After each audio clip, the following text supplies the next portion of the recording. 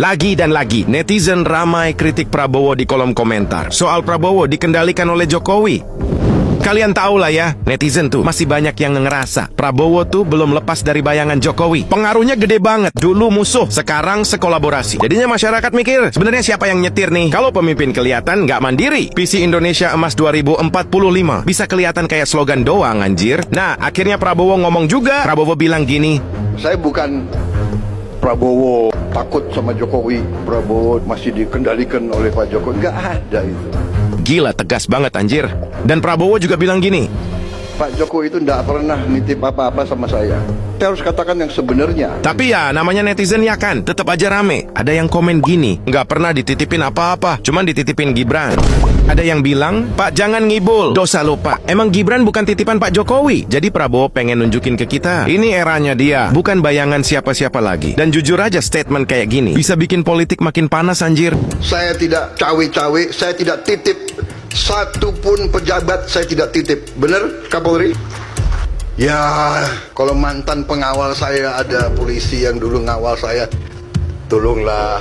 Jadi jika kalian tahu, baru saja kita dengar langsung dari seorang presiden. Dia mengakui di depan kamera, di depan pejabat, bahwa Prabowo melakukan pelanggaran. Dan bisa dibilang, ini adalah pelanggaran yang sangat fatal, yang dinamakan dengan nepotisme. Dan ini bukan hanya presiden cuy, bahkan jenderal-jenderal yang ada di situ nitipin orang. Dan kita tahu itu adalah penyalahgunaan wewenang, tidak adil dan juga tidak objektif. Jadi ya saya ngaku lah. Tapi itu sah, benar nggak? Ayo, jenderal-jenderal, menteri-menteri, kalian juga nitip-nitip kan?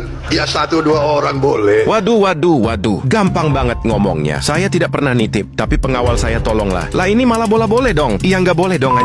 Jadi pantesan aja ya, gampang banget nitipin anak jadi wapres. Ya kita tahu lah ya, selama ini Gibran adalah nepo baby. Tapi kan baru kali ini cuy, nyata banget di depan kamera juga bahwa gini-gini tuh normal gitu. Dan kalau bagi kita orang waras itu adalah pelanggaran berat. Tapi bagi dia itu adalah normal-normal aja cuy. Nah kalau dulu gua masih takut nih, nuduh-nuduh polisi nitip lah, pejabat nitipin anaknya lah. Nah sekarang gua udah berani nih, ya karena udah ada buktinya. Dia ngaku sendiri. Nah gimana menurut kalian, Pak Presiden kita ini kabur saat dikritik warga depan mukanya langsung. Jadi ceritanya gini, dalam kunjungan kerja Prabowo di Sumatera, ada seorang bapak-bapak tiba-tiba nyamperin Pak Prabowo, dikira mau salaman, bukan untuk minta foto bareng atau sekedar menyapa. Ternyata bapak ini langsung menyampaikan kritik di depan presiden. Hahaha. Bapak ini justru menyampaikan keluhan secara langsung. Dia bilang kayak gini,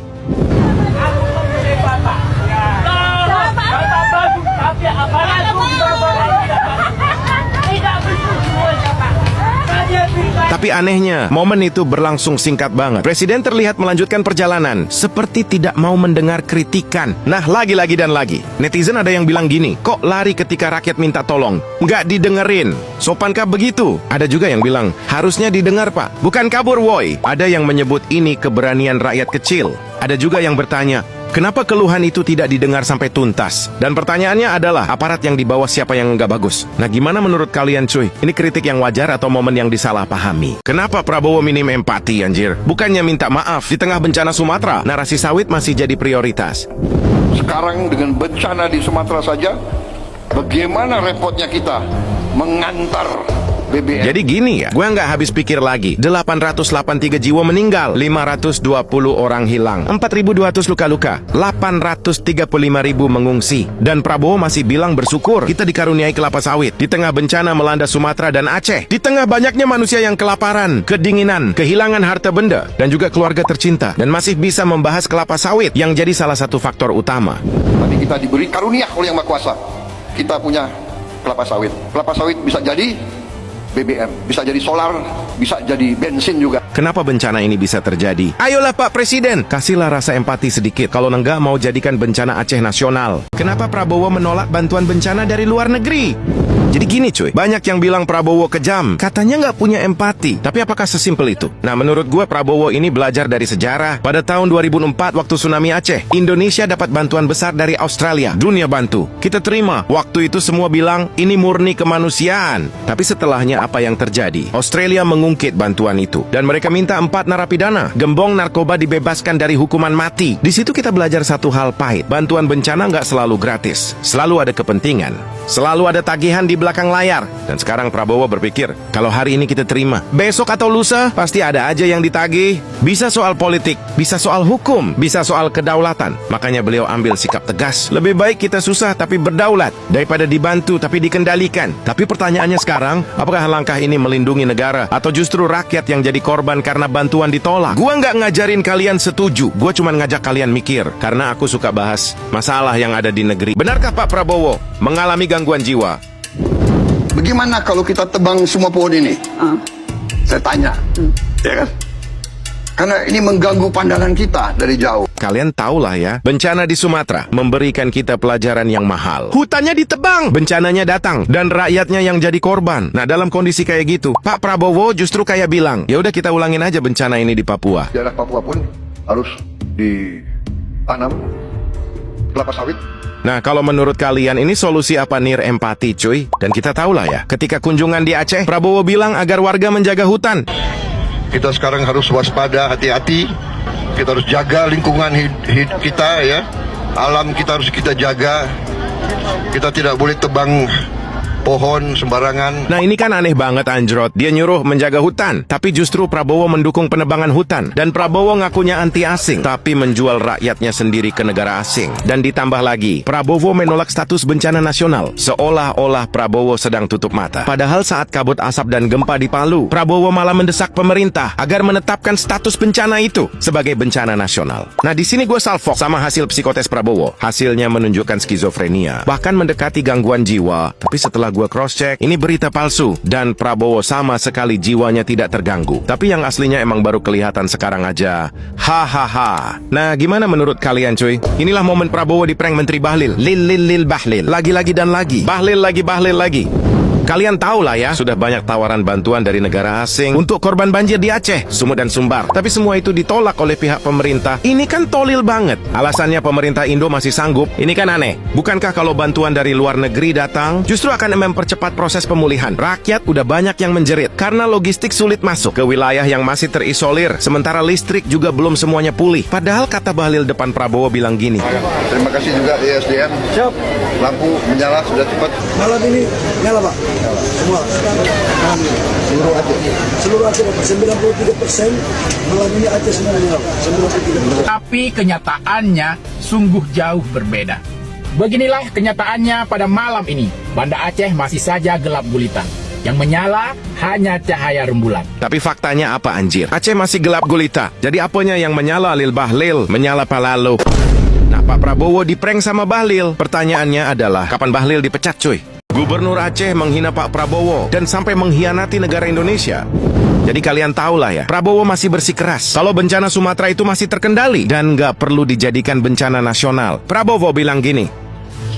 Saya ditelepon banyak pimpinan kepala negara yang ingin kirim bantuan. Saya bilang terima kasih. Concern Anda, kami mampu. Nah, jadi ceritanya gini. Gubernur Aceh ini dianggap menghina pemerintah cuy, karena sikapnya meminta bantuan bencana ke negara asing. Nah, dari sini kita tahulah ya, dia sudah merendahkan derajat Pak Prabowo. Yang Prabowo ini adalah anti asing. We want to be your partner, but we will not be your peon. Kita tidak akan menjadi kacung kalian. Jadi kalian jangan heran cuy, kalau bantuan 500 ton logistik dari negara Upin Ipin itu tertahan sampai sekarang karena pemerintah nggak butuh asing. Kita bisa kendalikan ini. Dari sini kita bisa menilai Gubernur Aceh benar-benar sudah nggak menghargai negara ini. Mereka tolong kita, masa kita persulit ke bodoh. Presiden Prabowo tantang jenderal anjir. Jadi ceritanya gini, Prabowo nyeritain ada anak jenderal yang kurang ajar sama guru. Banting pintu pula. Tapi kepala sekolahnya keren, gak peduli dia anak siapa. Langsung ditindak. Dan Pak Prabowo bilang etika itu wajib ditegakkan. Guru-guru yang baik kadang-kadang harus tegas. Karena anak-anak kita yang memang namanya anak-anak ada yang nakal. Ada yang malas. Benar. Saya boleh kasih satu pengakuan. Aku kasih pengakuan ya. Aku termasuk yang nakal dulu itu. Untung udah jadi presiden. Tapi memang kalau guru-guru saya dulu nggak tegas, nggak keras sama saya nggak bisa berdiri di sini. Jadi, hai orang tua di mana-mana, kalau guru itu keras, jangan-jangan anakmu yang nakal. Benar. Kalau anak nakal terus dibiarkan nakal, dia nggak bisa jadi orang baik. Yang kurang ajar, ya kan?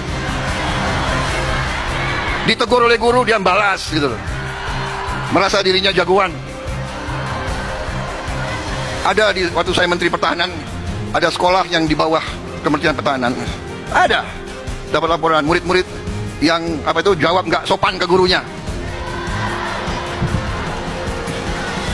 Ada yang banting pintu, langsung kepala sekolah memberhentikan anak itu. Tahu-tahu kepala sekolahnya agak grogi karena yang diberhentikan itu anak jenderal. Channel ini suka membahas masalah di pemerintahan. Follow buat dapetin kabar yang lebih menarik. Selamat tahun baru, tahun 2021.